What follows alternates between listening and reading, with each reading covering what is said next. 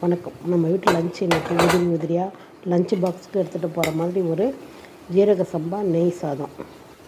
குக்கரில் நெய்யும் எண்ணெயும் ஊற்றி அது காஞ்ச உடனே கொஞ்சம் முந்திரியை போட்டு அது லேசாக வறுத்துட்டு நல்லா மெலிசாக கட் பண்ணி வச்சுருக்க வெங்காயத்தை போட்டு அதையும் வறுத்து அதோடு நம்ம மசாலாவை போட்டு நல்லா வறுத்து இந்த வெங்காயம் நல்லா வறுபடணும். அதோட காரத்துக்கு ஒரு 2 பச்சை மிளகா, நான் வேறு எதுவும் காரம் இல்லை, நான் போடலை. அந்த பச்சை மிளகாவை க்ளீன் பண்ணி வச்சுருக்கேன். புதினா, கொத்தமல்லி இந்த நேரம் பார்த்து கரண்டு வேறு போயிடுச்சு. அதோட கொஞ்சம் இஞ்சி பூண்டு பேஸ்ட்டு போட்டு நல்லா வதக்கி உப்பு போட்டு 1 டம்ளர் அரிசிக்கு நான் 1.25 டம்ளர் தண்ணி ஊற்றிருக்கிறேன். தண்ணி நல்லா கொதிக்கும்போது 1 டம்ளர் அரிசியை நல்லா க்ளீன் பண்ணி ஒரு 15 நிமிஷம் ஊற வச்சிடணும்.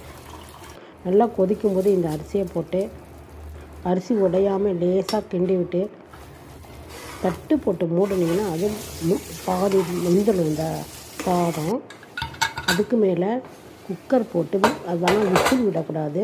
5 நிமிஷம் அப்படியே வச்சுருந்துட்டு நீங்கள் எடுத்திங்கன்னா நல்லா உதிரியான ஒரு ஜீரக சம்பா நெய் சாதம் ரெடி ஆகிடுச்சு. இது விசில் போடணுன்ற அவசியமே கிடையாது. தம்முலேயே இது நல்லா வெந்துடும். இதுக்கு காரசாரமாக உருளைக்கிழங்கு, முருங்கைக்காய் போட்ட ஒரு மசாலா செஞ்சுருக்கிறேன். உதிரியான ஜீரக சம்பா நெய் சாதத்துக்கு அந்த மசாலா சைடில் எப்பவும் போல் நம்ம வெங்காயம்